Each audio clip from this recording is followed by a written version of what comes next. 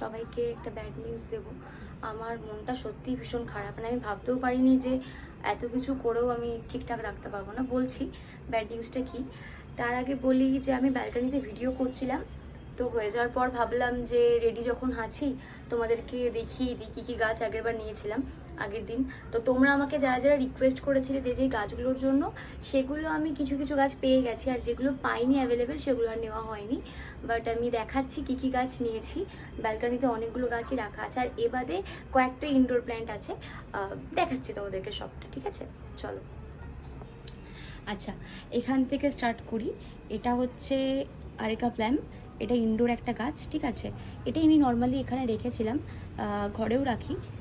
তার পাশাপাশি আছে এটা হচ্ছে কাগজি ফুল গাছ, এই যে অনেকে আমাকে বলেছিলে কাগজি ফুল গাছ। আর তারপরে আছে এটা অপরাজিতা ফুল গাছ বা নীলকণ্ঠ, তোমরা তোমরা যারা যেটা এটা বলতে পারো, আমি জানি না কে কী নামে ডাকো, বাট আমরা দুটো নামেই ডাকি। তবে এই গাছটা আসার পরপরই ফুল ফুটেছিল, এখন নেই ফুল ফোটা অবস্থায়, তবে সঙ্গে সঙ্গে ফুল ফুটেছিল। আচ্ছা, তারপরে দেখাই হচ্ছে মুসান্ডা গাছ। এটার এখনও কুঁড়ি বেরিয়েছে, এই যে এখনও ফুলটা এখনও ধরেনি। আচ্ছা, তারপরে হচ্ছে আমি সব থেকে বেশি কমেন্ট পেয়েছি এই দুটো গাছে, সেটা হচ্ছে দোপাটি ফুল গাছ।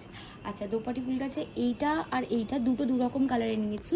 একটা নিয়েছি একটু ওই সাদা দুধে আলতা কালারের, আর একটা একটু রেডের ওপরে নিয়েছি, মানে এইরকম নিলাম দুটো। বা জানি না, যতদিন না ফুল ফুটছে ততদিন আমার মনে শান্তি নেই, এবারে তোমাদেরকে কখন দেখাতে পারবো আমি। তো আপাতত যত্ন নিচ্ছি, এদের সবার হেলথ কন্ডিশন ভীষণ ভালো। আচ্ছা, বাকি গাছগুলো দেখাই। এটা হচ্ছে, তোমরাই বলো, গেস করো, বাট আমি বলে দিচ্ছি সবাই চেনো। এটার কুড়ি সবে ধরেছে।